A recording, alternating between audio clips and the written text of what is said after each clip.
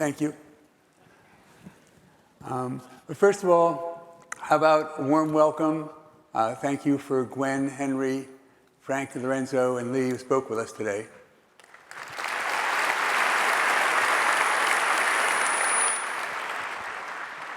Could someone get me a water? We've been sitting for a long time. Please stand up, move around a little bit, get the blood flowing. Say hi to your neighbor, just like you would in temple. I don't know what happens in church, but I guess it's the same thing. Only 25 more minutes before you get to see what you came for, the entertainment.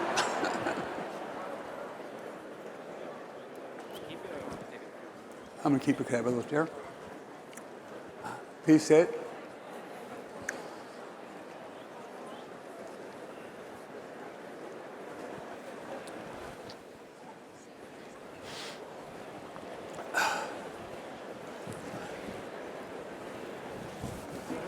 Thank you. Perfect. Thank you.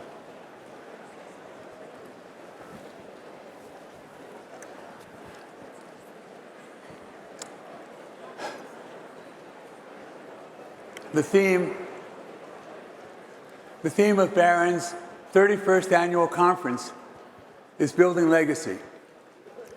But before we discuss building legacy, I'd like you to think about what you'd like your legacy to be, and maybe we'll give you some ideas today. We want to begin by bringing you an important message. Oh, by the way, this is something where Elon was supposed to participate with me, but he got held up. But for you, it's the year 2024 on planet Earth. This afternoon, in one small step for man and one giant leap for mankind, an esteemed guest will visit us from 500 Earth years in the future.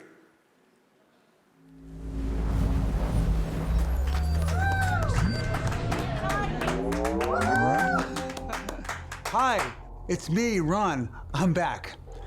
Remember when I told you I never intended to retire and I never thought I would die? Well, I was right. Today, I'm 581 years old and visiting you from planet Musk. Oh, wait, you know it is Mars, but 250 years ago, he changed the name to Musk. You must be wondering how I got here. Well, after Elon created interplanetary human civilization with SpaceX, he focused on solving the riddle of the space-time continuum, which of course he did. He bought an old watch company and re-engineered the wristwatch so it can now travel through time. The company, you guessed it, Timex. Timex. One more thing. The future that Elon just envisioned, what he calls the age of abundance, it all came true. The Neuralinking, the hyperlooping, the Optibots, even the robo-taxis. Anyway, before I return to Planet Musk, here's the thing I've traveled all this way to tell you. You should be so optimistic about the future. Barron told you in 2024, exceptional takes time. What was true then still is. Think about it. If you invest just $1,000 today in an extraterrestrial ETF, it will be worth $51.5 quadrillion in 500 years with just a 7% CAGR. You're all going to be quadrillionaires. Of course, intergalactic FINRA wants me to remind you that future performance is no guarantee of past results, or something like that.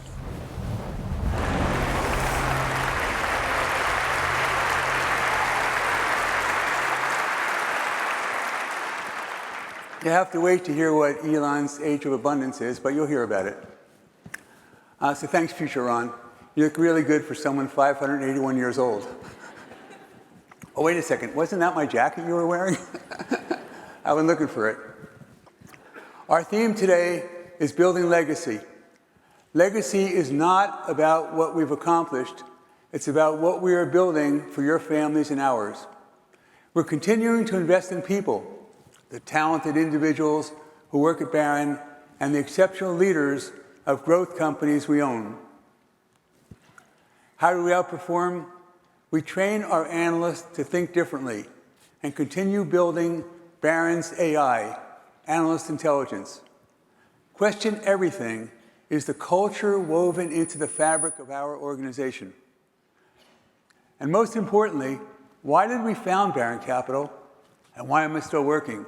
Which is what my wife Judy asks me all the time. Why are you still working? We're not just selling pencils. We're changing lives. Our mission is to invest on behalf of middle-class Americans like my parents, not just the wealthy.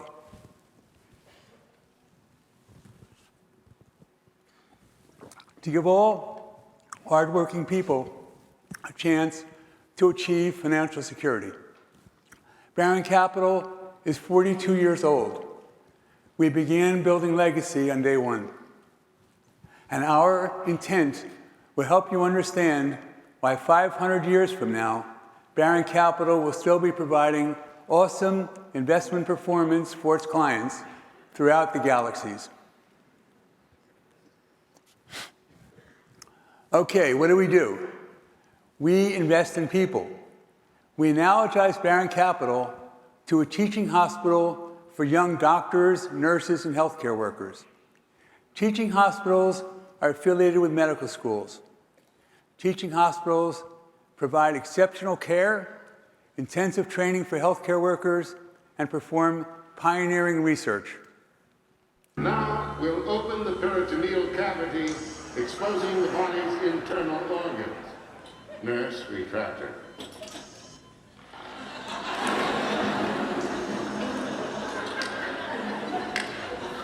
What do you mean? Junior mint. You won't know. No, I can't see.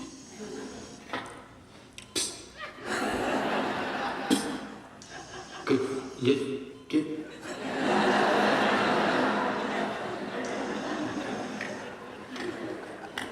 You. Where'd you get those? Your machine? You want one? No. Here. Take one. I don't want it. Good. Take. I don't want it. Just take one. No, say, Chris, rub it.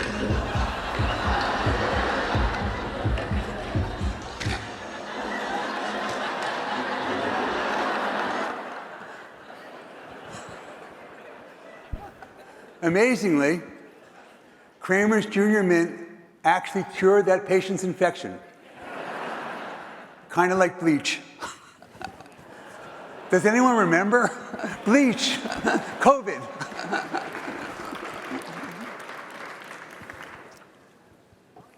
Teaching hospitals, aside from that one, have statistically better patient outcomes than hospitals not associated with medical schools. Similarly, Barron investor outcomes are a lot better than the benchmarks and almost all other mutual funds because Barron hires, trains, and retains awesome analysts, whom we teach to conduct unconventional first principles research. Unconventional means other people don't do what we do. We tear down businesses and reassemble them in our minds to determine whether they are different enough to become successful.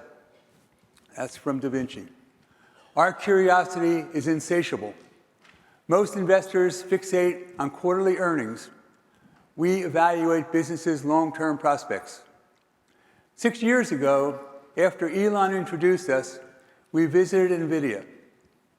Jensen Huang then tried to explain to me applications for his GPU superchips. I thought he was telling me how to mine bitcoins and create pretty girls in video games. He obviously had a bigger idea. I missed it. Lucky for you, our talented tech team got it and invested. I'm totally depressed I didn't. Our family business has a no layoff policy, and that's one reason Barron attracts and retains young people. You heard Frank and Lorenzo speak about when Red Rock was facing COVID and closing down its casinos, and everyone else was laying off their employees, and they said, no, don't worry, you're not getting laid off. And then when they opened up, we're paying you full-time even though you're not working. We're paying you full-time even though you're not working. Barron Capital has never had a layoff. in the 42 years of our existence. Not one. And when times are tough, we just hit it. It hits us, not them. And they might not get big raises, but they don't lose their jobs. So another reason people like to stay with us is that we have employee tracking investments that vest over time and let them build wealth. Our analysts are not fired because our business on occasion is not doing well. Analyst tenure is as important to us as a healthcare researcher's tenure is to a teaching hospital. So our investments are in people. You don't want to fire your people because that's your investments. Keeping analysts and research teams intact maintains proprietary knowledge, which is the foundation for our exceptional investment results. What attributes do we seek in analysts and in the executives of businesses in which we invest? Intelligence, authenticity, and humility are table stakes. Integrity, at the end of the day, reputation's all you've got.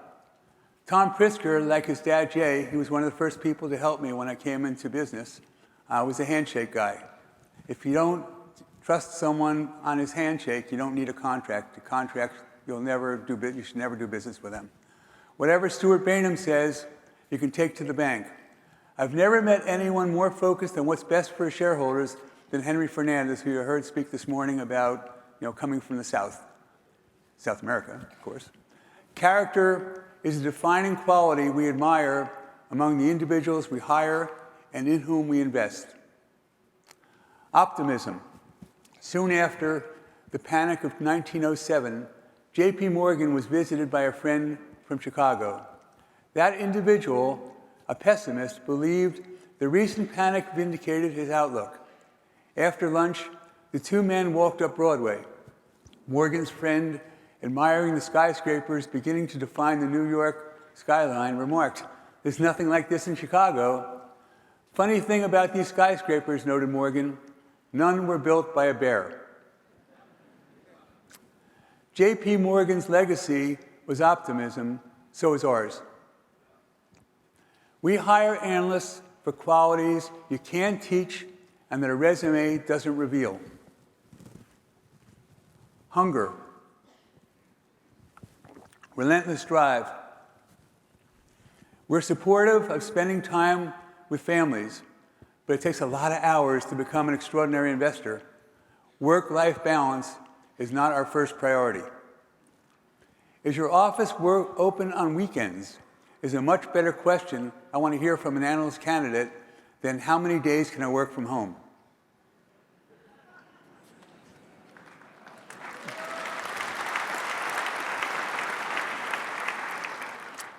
It's not unusual to have an entire interview with an analyst candidate when we don't even mention stocks.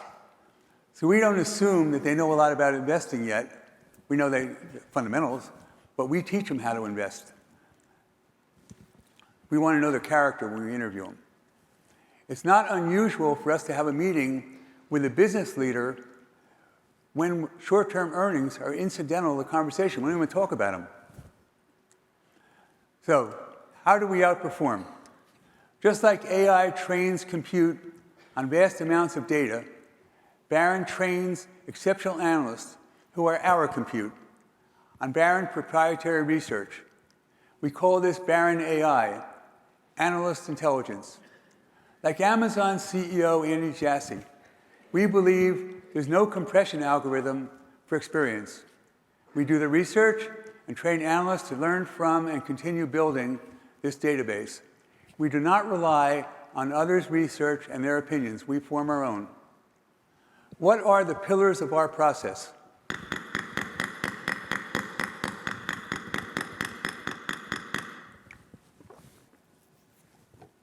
That's them. How do we train Barron's analysts, awesome analysts?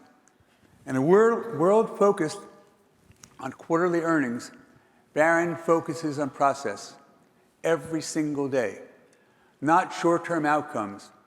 When you focus on fundamentals, the score takes care of itself, what you get from the end of the day. We own it. We don't trade stocks. And don't worry about the macro. We invest. Our objective is compounding.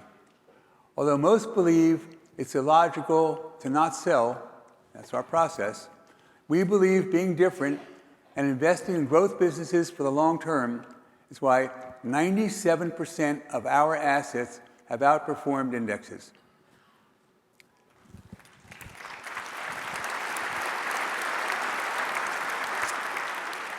By the way, 56% of our assets are in the top 5% of mutual funds, and Barron Partners Fund is the #1 mutual fund in the United States out of 2,000 some odd since 2003 when it became a mutual fund, and even going back to 1992 when it was a partnership, it was #1 from 1992 to now. There's no mutual fund that's performed as well.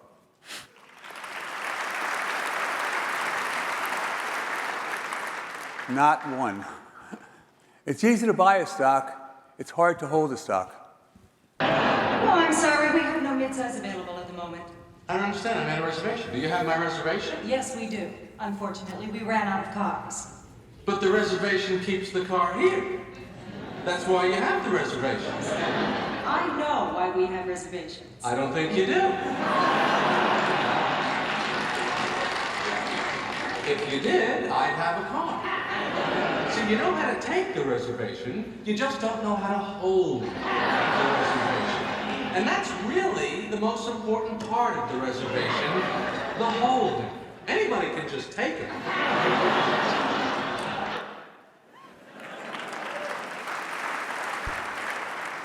It's all about the holding. Elaine's eyes were amazing, weren't they? Invest in what people cannot see. Invest in quality, not price. When Judy and I were young and lived in a small, not one of those, a small New York City rental apartment, her friends lived in exclusive co-ops. She told me quality was in the walls of their homes.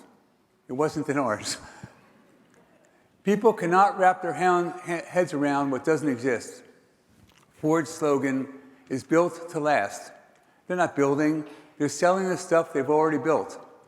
Ford did not innovate, they couldn't imagine electric cars, they couldn't imagine connected cars, and they certainly couldn't imagine self-driving cars.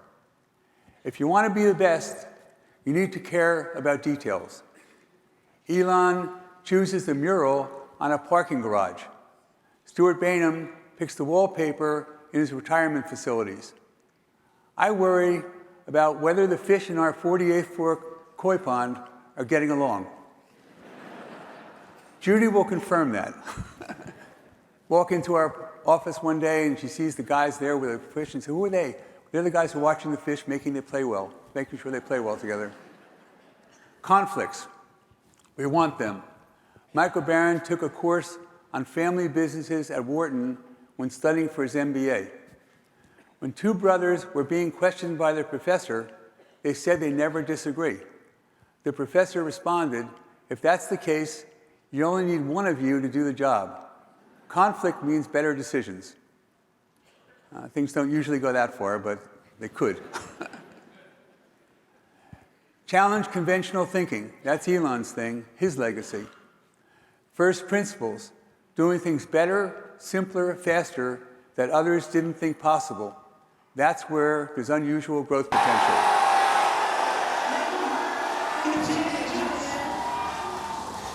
We're now down to 3 Raptor engines.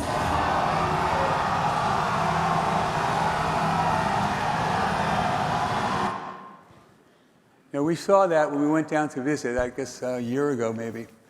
And what is that? And that's what Gwen was talking about before. It catches it, so here, goes all the way into space and comes back, and it goes to the exact right spot, and then those arms, the chopstick arms, catch and hold it so they can get another refueling, another mission started. Virtually everyone thought it was inconceivable to refly rockets, not him. Obviously, if you can reuse rockets, the only cost to relaunch is fuel, instead of $100, $200 million a flight. Against the odds, he did it. Show me the incentives, and I'll show you the outcomes. That was Charlie Munger's explanation for executive inertia. Aerospace So if you're a middle-range executive and you want to move up, you don't want to take a chance on starting something new, because if you're wrong, then you're going to lose your chance to be advanced. And if you're right, it just means you have to work a lot harder. So there's tremendous inertia from all executives at all levels of business that you have to overcome if you really want to grow. Aerospace industry is a cost-plus industry. I talked about this before. It's a great example of what can go wrong, what can go scary wrong for our country, actually. Really, really bad incentives. That's why Elon better work hard to get rid of cost-plus in the government. That's where people just make a profit regardless of what happens. They get 12% off the top, and they're incented to take longer and cost more. So what you have to do is you have to do fixed prices the way SpaceX does it. Invest in businesses when they're investing in themselves and penalizing their current profitability. That's what we teach our analysts. So at the times the companies are making big investments, hurting their current earnings, to become much bigger in the future, that's when we're investing. That's why we outperform, because earnings drive stock prices, and if company earnings aren't growing for some period of time, stock prices remain depressed. That's when we buy them. When they finish the investments that they're making, that's when and we're right, and they make a return on those investments, that's when stocks go up. We train analysts, but we already own them, so therefore we're going to benefit from that. But other people can't buy them when that's the right time to buy them, because they won't perform for a while. We train analysts to assess risks and product validity, often before products are fully baked. Unless entrepreneurs are willing to ship before a product is ready, to innovate in public, there would be no electric cars, no FSD self-driving cars, no SpaceX reflyable rockets, no Starlink satellite broadband, no Fulfilled by Amazon, no ride sharing, no mobile phones, and no Cybertruck. This is what it looks like to innovate in public. Can you try to break this glass, please?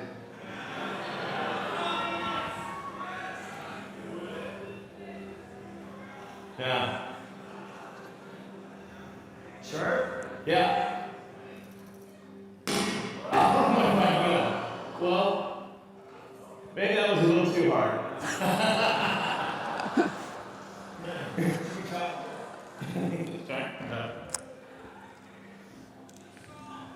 Trying to show that a bullet can't go through that glass.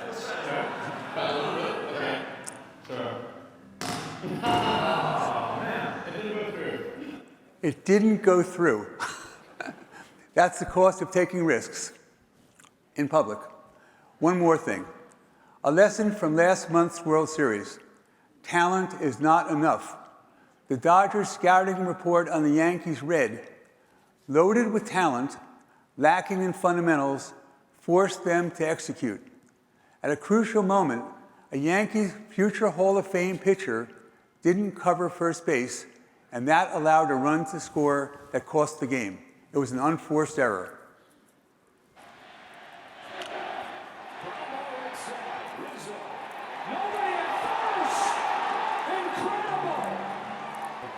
Cole was thinking he could take it by himself.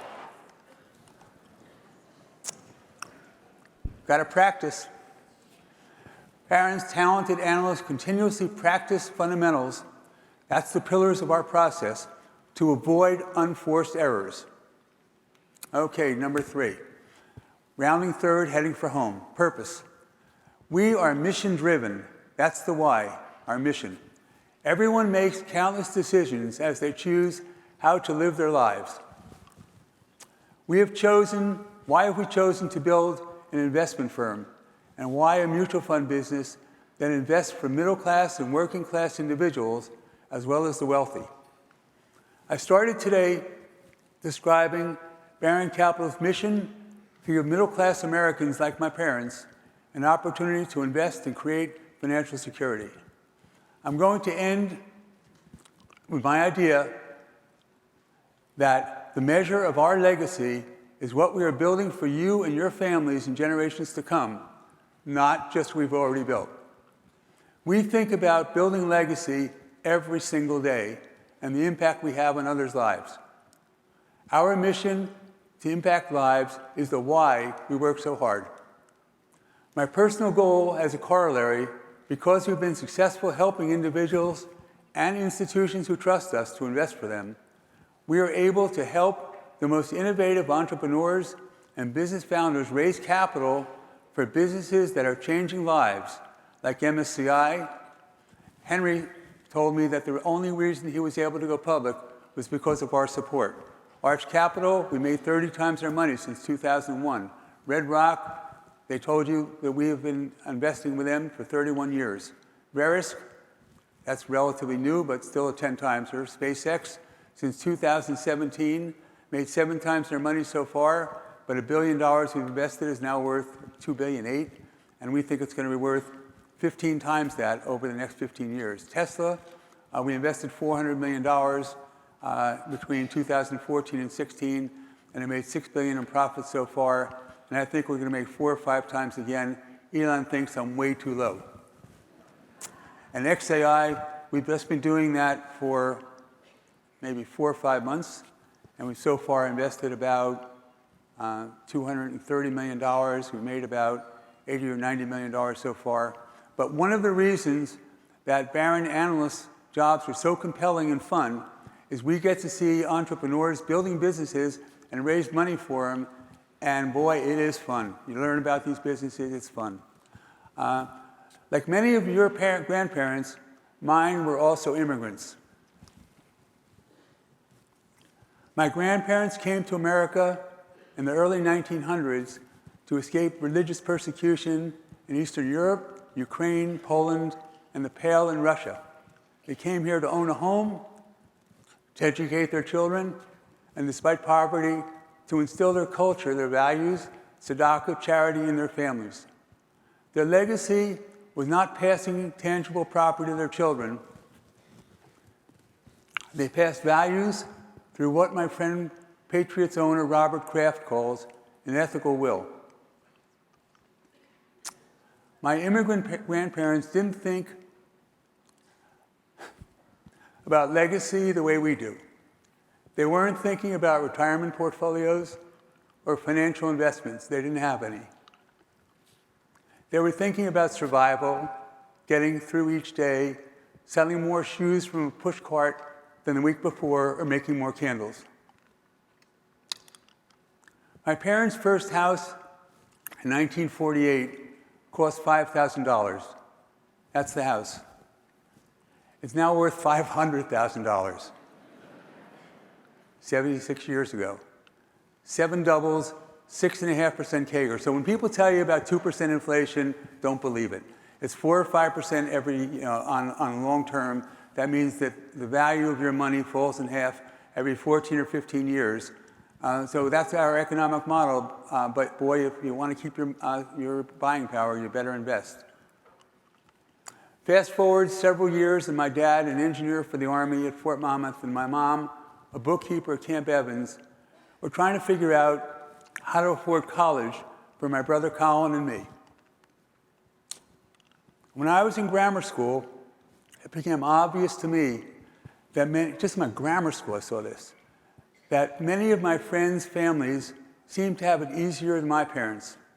They owned things. Bumper car rides and games of chance on the boardwalk. That's my hometown, Asbury Park.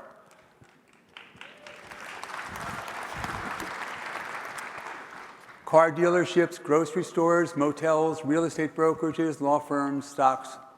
And they had bigger houses and nicer cars than ours, and boats. One of my friends had a boat. I taught water skiing from his boat. And we're solidly middle class.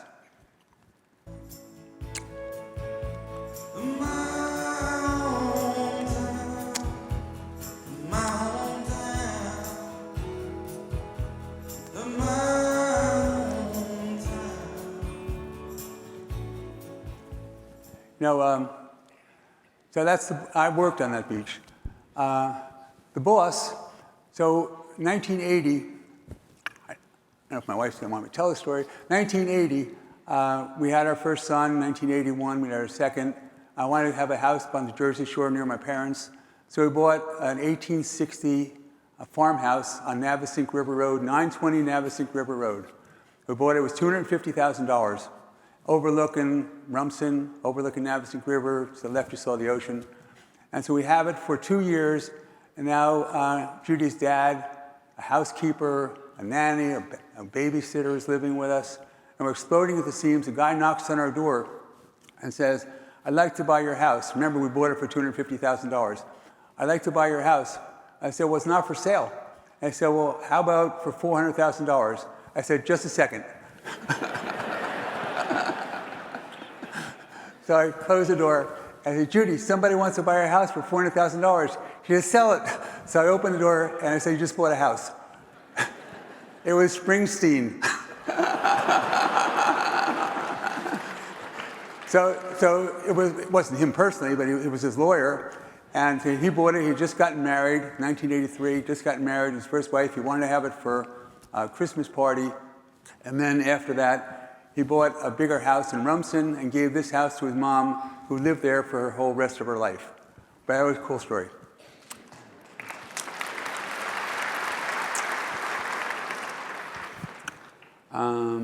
So that's the boss in my hometown, Asbury Park, singing about working class aspirations to reach the middle class.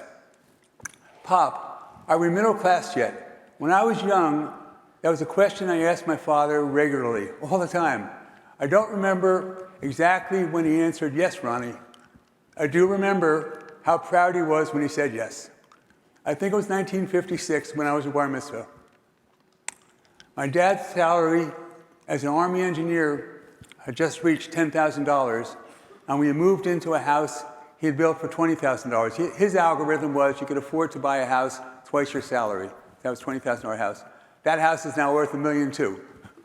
67 years, 6 doubles, 6.2% CAGR. There it is again. So think about 4 or 5% is what you should be thinking about. So the next one is, that's me. That's the house that is now worth $1.2 million. I was a lifeguard in the daytime. That's 1963.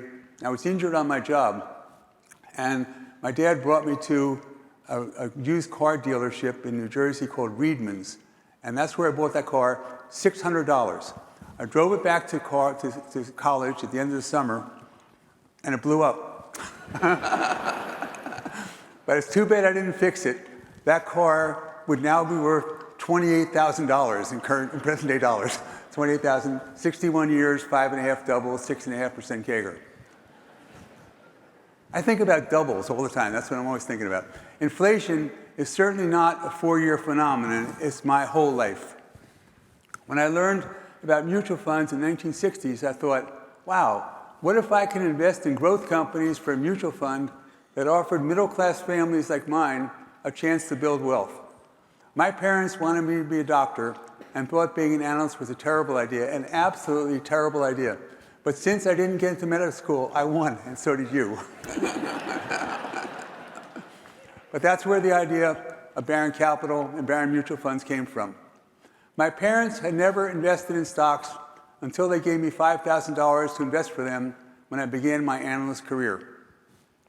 So my mom thought that my fraternity brothers in college, she called them animals. And my motorcycle friends in Washington, she called hoodlums. And my father, whenever he saw me, said, get a haircut. See why. And when I met Judy's father for the first time, he came to the plane, and Judy and I were getting off the plane, and I looked like that. And he sort of takes her, you can go right up to the gate at that time. And he took her aside, and he said, honey, you can do better.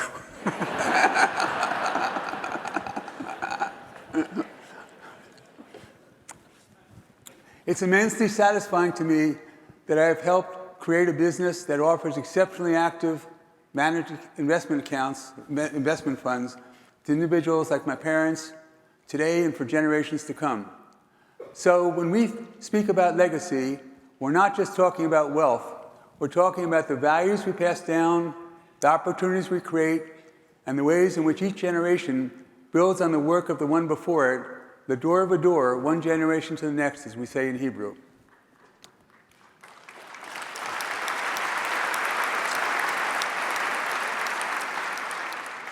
Several years ago, a rabbi in Central Synagogue gave a sermon that touched me. He described a program in London that had been in progress for 70 years. Every 10 years, from the age of 7, dozens of individuals were interviewed about their lives and aspirations and filmed. Many had had what we would all consider happy, fulfilled lives, sort of a bell-shaped curve, but many had not.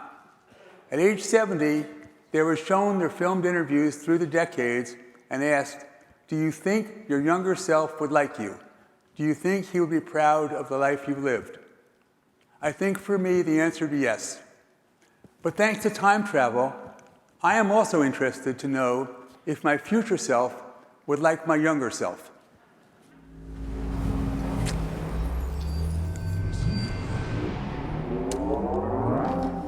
Yeah, President Ron's all right, but you gotta wrap it up. I promised Elon I'd get back to Planet Musk before Earthbound to race our Cybertrucks. Okay, beam me up. Oh wait, before I go, here's your jacket, kid. Okay, now you can beam me up.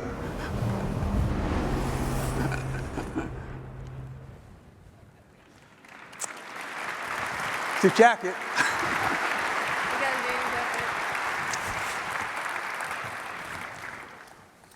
It's my assistant, not my girlfriend. Sometimes I think I'm her assistant.